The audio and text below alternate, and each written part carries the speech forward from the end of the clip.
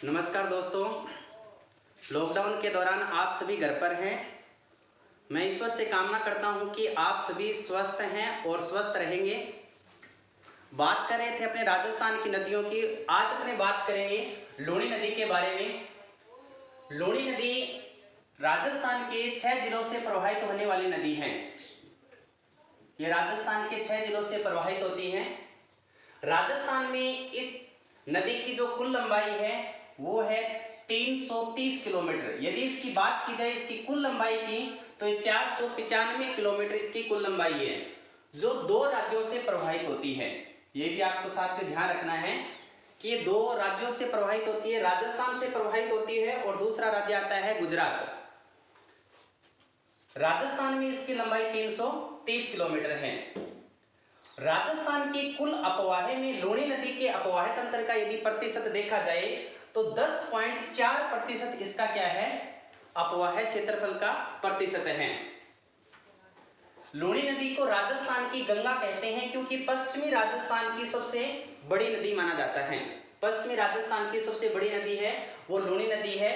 ये क्षेत्र मारवाड़ का अधिकांश क्षेत्र, जोधपुर, बीकानेर, जैसलमेर, बाड़मेर वाला क्षेत्र है, ये मारवाड़ क्षेत्र कहलाता है। तो मारवाड़ की गंगा कहा जाता है लूणी नदी को। और साथ में ध्यान रखना, कालिदास के द्वारा इसे क्या कहा गया है, अंतःसलीला कहा गया है। ये भारत के कालिदास हैं, इनके द्वारा लूणी नदी को क्या कहा गया है, अंतःसलीला कहा गया है। और राजस्थान के कालिदास किसे कहा जाता है, कवि माघ को कहा जाता है, जो बीनमाल जालोर के थे। ध्यान रहे साथियों, लूणी नदी को मीठी खारी नदी भी कहा जाता है क्योंकि लूणी नदी का जल है वो कहीं मीठा हो जाता है और कहीं पर खारा हो जाता है। तो लूणी नदी का जल बालोतरा, बाड़मेर के बाद में इसका खारा हो जाता है, इसलिए इसे मीठी खारी नदी भी कहा जाता है। अपने देखेंगे राजस्थान के 6 जिलों से कहां से लूणी नदी प्रवाहित होती है। तो यह अजमेर के नाग पहाड़ की पहाड़ियों से यानी कि इसका उद्गम होता है। ध्यान रहे साथियों कि जो नाग पहाड़ है ये अजमेर की तीसरी सबसे ऊंची चोटी है। पहली है अजमेर की मौर्य जी, दूसरी है तारागढ़ और तीसरी कौन सी है, नाग पहाड़ है। ठीक है, ये नाग पहाड़ की पहाड़ियों से अजमेर से लूणी नदी का उद्गम होता है। यहां से ये बाद में क्या है, नागौर जिले में प्रवेश करती है। नागौर जिले में प्रवेश करने के बाद में पाली में इसका अपवाह तंत्र है। पाली में ये बहती हुई बाद में जोधपुर और जोधपुर के बाद में बाड़मेर और बाड़मेर के बाद में जालोर में बहती हुई बाद में गुजरात राज्य में प्रवेश करती है। गुजरात राज्य के अंदर प्रवेश करने के बाद में आगे जाकर के कच्छ के रण में विलीन हो जाती है।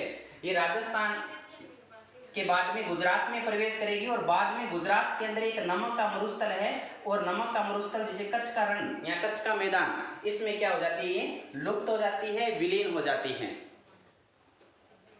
अब अपने देखेंगे लूणी नदी को विस्तार से। साथियों बात करते हैं लूणी नदी के बारे में। लूणी नदी अजमेर जिले के नाग पहाड़ से निकलती है, अजमेर से निकलकर आती है और अजमेर के नाग पहाड़ियों की जो पहाड़ियाँ हैं, नाग पहाड़ चोटी भी है, जो बताया था आपको कि अजमेर की तीसरी सबसे ऊंची चोटी है। यहाँ से एक नदी का उद्गम होता है जिसका नाम है सागरमती नदी। यहाँ से सागरमती नदी उद्गम होता है। इधर पुष्कर की पहाड़ियों से एक नदी निकलकर आती है जिसका नाम है सरस्वती नदी। सरस्वती नदी और सागरमती नदी दोनों आपस के अंदर क्या है, संगम बनाती है। उस स्थान का नाम आता है गोविंदगढ़। गोविंदगढ़ ये अजमेर में पड़ता है और यहाँ पर आकर के दोनों ये नदियाँ क्या है, संगम बना लेती है और आगे इसका नाम क्या हो जाता है, लूणी नदी के नाम से इसका प्रवाह क्षेत्र है। इसके बाद में देखो लूणी नदी आगे यानी क्या है, नागौर में प्रवाहित होगी। नागौर के बाद में पाली और पाली के बाद में जोधपुर और जोधपुर के बाद में बाड़मेर और जालोर होते हुए गुजरात में प्रवेश करेगी। साथ ही ध्यान रखना, जब ये जोधपुर में प्रवाहित होगी तो जोधपुर में इस नदी पर एक बांध बनाया गया है जिसका नाम आता है जसवंत सागर बांध। जोधपुर में इस पर एक बांध बनाया गया है जिसका नाम है जसवंत सागर बांध।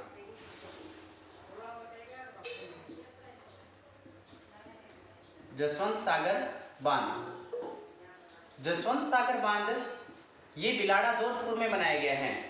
बिलाड़ा जोधपुर में बना हुआ है। इसे पीचियाक बांध भी कहा जाता है। जसवंत सागर बांध को पीचियाक बांध भी कहा जाता है।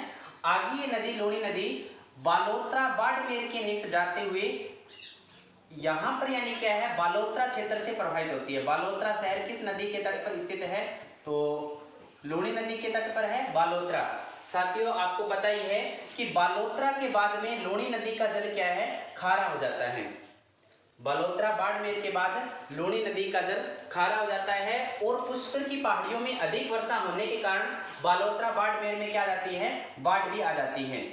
बालोतरा बाड़मेर में बाढ़ आ जाती है और ये लूणी नदी के क्या है, पेटे में बसा हुआ शहर माना जाता है बालोतरा। बालोतरा के बाद में लूणी नदी का जल क्या हो जाता है, खारा हो जाता है। इसका कारण क्या है कि नदी का जल खारा क्यों होता है? साथियों ध्यान रखना, अपने राजस्थान के अंदर जो मानसून आता है, बरसात होती है ग्रीष्म काल के अंदर, वो दक्षिणी पश्चिमी मानसून से होती है, यानी दक्षिणी और पश्चिमी। इस मानसून से क्या है, वर्षा होती है राजस्थान में। गुजरात के अंदर इस तरफ रह गया गुजरात, और गुजरात के अंदर नमक का मरुस्थल इसे वो कहा जाता है कच्छ का मैदान या कच्छ का मरुस्थल, कच्छ का रण। यहां से जब दक्षिणी पश्चिमी हवाएं इस तरफ राजस्थान की ओर चलती है, यह राजस्थान के यानी कि यहां से नमक के कणों को उड़ा करके और इस क्षेत्र के अंदर क्या है, स्थापित कर देती है। यहां पर यानी क्या है, फैला देती है इन कणों को। तो ये बाड़मेर है, जालोर है, कुछ भाग पाली का है, जोधपुर, इन क्षेत्रों में क्या है, नमक के कण मिट्टी के अंदर क्या है, बने रहते हैं, फैल जाते हैं, जिसके कारण जब ये नदी क्या है, इस मिट्टी के कणों से यानी कि प्रभावित होगी, तब यानी कि इसका जल क्या हो जाता है, खारा हो जाता है। जो बालोतरा के बाद में आगे बढ़ेंगे तो लूणी का नदी का जल है वो अत्यधिक खारा हो जाता है। इसके बाद में लूणी नदी आगे समदड़ी से होते हुए गुजरात में प्रवेश कर जाती है और कच्छ के रण में विलुप्त हो जाती है।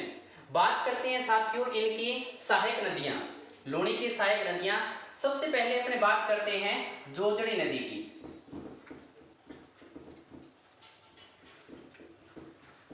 साथियों ध्यान रखना, बाईं ओर से मिलने वाली एकमात्र सहायक नदी, प्रश्न आता है इसका, सीधा प्रश्न पूछा जाता है कि लूणी की एकमात्र बाईं ओर से मिलने वाली नदी कौन सी है? तो आप बताएंगे जोजड़ी नदी। जोजड़ी नदी, इसका एक प्रश्न ये भी बन सकता है कि लूणी की एकमात्र सहायक नदी है जिसका उद्गम अरावली से नहीं होता। इसका उद्गम क्या है, अरावली से नहीं होता है, इसका उद्गम पोंडलू की पहाड़ियां नागौर से होता है और नागौर से निकलकर ये आगे जाकर के लूणी नदी में लाखर गांव पड़ता है जोधपुर के अंदर, यहां पर आकर के लूणी में मिल जाती हैं। इसके बाद में इसके दाएं मिले की नदियों की बात की जाए तो सबसे पहले बात करते हैं अपने बांडी नदी। बांडी नदी हेमावास की पहाड़ियां ये पाली के अंदर पड़ती है, यहां से निकलती है बांडी नदी। और बांडी नदी आगे बढ़ते हुए पाली शहर है वो भी किस नदी के तट पर स्थित है, बांडी नदी के तट पर है। और ध्यान रखना, बांडी नदी पर एक बांध भी बनाया गया है जिसका नाम आता है हेमावास बांध। हेमावास बांध ये किस पर बना हुआ है, बांडी नदी पर बना हुआ है। इसकी एक सहायक नदियां भी है, बांडी की एक सहायक नदी है जिसका नाम आता है गुहिया नदी। क्या नाम है इसका, गुहिया। गुहिया बांडी की सहायक नदी है। और एक इसकी सहायक नदी गुहिया, ये भी पाली से निकल कर आती है। और एक इसकी सहायक नदी है लीलड़ी। लीलड़ी नदी भी ये भी पाली से निकल कर आती है और आगे जाकर के किस में मिल जाती है, बांडी में मिल जाती है। बांडी नदी जो मुख्य है वो आगे जाकर के लूणी में कहां पर जाकर के मिलती है, लाखर गांव के निकट जाकर के किस में मिल जाती है, लूणी नदी में मिल जाती है। इसके बाद में क्या है, बात करते हैं ज्वाई नदी की। ज्वाई नदी गोरिया गांव की पहाड़ियां पाली की बाली तहसील से इसका उद्गम होता है। गोरिया गांव की पहाड़ियां ध्यान रखना, और पाली की बाली तहसील है, यहां से ज्वाई नदी का उद्गम होता है। ज्वाई नदी पाली में प्रवाहित होती है और पाली में इस नदी पर एक बांध बनाया गया है जिसका नाम आता है ज्वाई बांध। ज्वाई बांध, ये ज्वाई बांध है, ये सुमेरपुरा के अंदर बना हुआ है। सुमेरपुरा ये पाली में पड़ता है जहां पर ज्वाई बांध बना हुआ है। ज्वाई बांध को मारवाड़ का अमृत सरोवर कहा जाता है। मारवाड़ का अमृत सरोवर, अमृत सरोवर कहा जाता है। पश्चिमी राजस्थान का सबसे बड़ा बांध कौन सा है? तो ज्वाई बांध है, जिसे मारवाड़ का अमृत सरोवर कहा जाता है। साथियों ध्यान रहे, यहाँ से प्रश्न ये भी पूछा गया है कि ज्वाई बांध को किस परियोजना के तहत पेयजल प्रदान होता है? तो सही परियोजना के तहत पेयजल प्रदान होता है। सही परियोजना साबरमती की सहायक नदी है सेई नदी। साबरमती की सहायक नदी है सेई नदी, जो उदयपुर में प्रवाहित होती है। सेई नदी का पानी एक जल सुरंग के माध्यम से, यानी जल सुरंग के माध्यम से किस में डाला गया है? ज्वाई बांध में डाला गया है। ग्रीष्म काल में पश्चिमी राजस्थान में पेयजल प्रदान करने के लिए सेई परियोजना के द्वारा इसका पानी किस में डाला गया है? ज्वाई बांध में जल सुरंग के द्वारा डाला गया है। और राजस्थान की प्रथम जल सुरंग कौन सी है? प्रथम जल सुरंग पूछा जाता है, राजस्थान की प्रथम जल सुरंग कौन सी है? तो ये सही जल सुरंग ही है। और राजस्थान की सबसे लंबी जल सुरंग कौन सी है? ये भी प्रश्न बहुत अच्छा है कि राजस्थान की सबसे लंबी जल सुरंग कौन सी है? तो राजस्थान की सबसे लंबी जल सुरंग है देवास सुरंग। देवास सुरंग माना जाता है, ध्यान रखिए साथियों, देवास सुरंग है। ये देवास सुरंग मानसी वाक्कल नदियों के संगम स्थल पर मानसी वाक्कल परियोजना के तहत देवास सुरंग के माध्यम से उदयपुर की झीलों को भरने के लिए इसका निर्माण किया गया था, जो भारत की सबसे लंबी जल सुरंग है। लगभग 11.5 किलोमीटर लंबी है ये, तो सबसे लंबी ये जल सुरंग मानी जाती है। इसके बाद में देखो साथियों, बात करते हैं सुगड़ी नदी की। ज्वाई नदी, ज्वाई बांध बनाया गया है सुमेरपुरा पाली, मारवाड़ का अमृत सरोवर कहा जाता है, पश्चिमी राजस्थान का सबसे बड़ा बांध है। और आगे जाकर के सायला गुड्डा किशोर सायला गांव है जालोर का, यहाँ पर आकर के लूणी में मिल जाती है। इसके बाद में बात करते हैं सुगड़ी नदी की। सुगड़ी नदी देसूरी की पहाड़ियां पाली से निकल कर आती हैं। देसूरी की नाल, यानी कि देसूरी का दर्रा भी है, वो भी पाली के अंदर पड़ता है। इन्हीं पहाड़ियों से निकल कर आती है सुगड़ी नदी। और सुगड़ी नदी पर एक बांध भी बनाया गया है, जिसका नाम आता है बांकली बांध। बांकली बांध, ये पाली में बांकली गांव है, वहीं पर बना हुआ है। बांकली बांध बनाया गया है किस नदी पर? सुगड़ी नदी पर बनाए गए हैं। आगे जाते हुए ये समदड़ी बाड़मेर में किस में मिल जाती है? समदड़ी स्थान है, ये बाड़मेर में पड़ता है और यहाँ पर जाकर के लूणी में मिल जाती है। समदड़ी बाड़मेर में संत पिप्पा की दरगाह भी है, ये भी ध्यान रखना। संत पिप्पा का जो जन्म हुआ था ये गांगरोन झालावाड़ में हुआ था, और इनकी यानी कि जो समदड़ी बाड़मेर में इनकी दरगाह भी है। इसके बाद में क्या है? नेक्स्ट नदी है सागी नदी। सागी नदी जसवंतपुरा की पहाड़ियां जालोर से निकल कर आती है। जसवंतपुरा की पहाड़ियां जालोर से निकल कर आती है और आगे जाकर के ये जालोर में जाकर के किस में मिल जाती है? लूणी में मिल जाती है। जालोर में यहीं पर लूणी नदी के तट पर ही एक पर्वत है जिसका नाम है नाकोड़ा पर्वत। नाकोड़ा पर्वत पश्चिमी राजस्थान का सबसे ऊंचा पर्वत माना जाता है नाकोड़ा पर्वत, लूणी नदी के तट पर है। जालोर में ध्यान रखना साथियों, लूणी नदी को रेल या नाड़ा भी कहा जाता है। रेल या नाड़ा, रेल या नाड़ा कहा जाता है। प्रश्न ये भी पूछा जा सकता है कि गोड़वाड़ प्रदेश से प्रवाहित होने वाली नदी कौन सी है? तो गोड़वाड़ प्रदेश से प्रवाहित होने वाली नदी कौन सी है? लूणी नदी है, क्योंकि आपको पता है कि बाड़मेर, जालोर, पाली क्षेत्रों में गोड़वाड़ी बोली बोली जाती है और यहाँ का जो क्षेत्र है वो क्या कहलाता है? गोड़वाड़ क्षेत्र कहलाता है। तो बस ये मुख्य इसकी लूणी नदी की जो बातें थी महत्वपूर्ण, वो आपको बता दी गई है। देखो दोबारा देख लो, नाग पहाड़ की पहाड़ियों से अजमेर से इसका उद्गम होता है सागरमती के रूप में, और पुष्कर की पहाड़ियों से सरस्वती नदी गोविंदगढ़ के निकट दोनों संगम बनाती है, अजमेर में पड़ता है।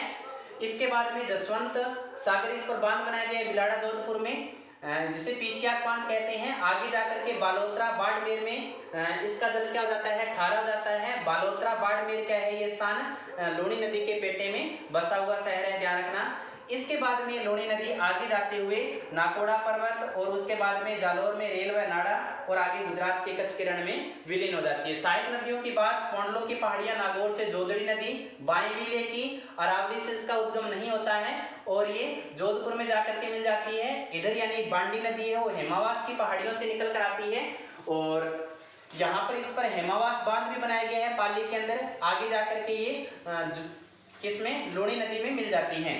इसके बाद में इसकी सहायक नदियों की बात करें, गोहिया नदी और लीलड़ी नदी।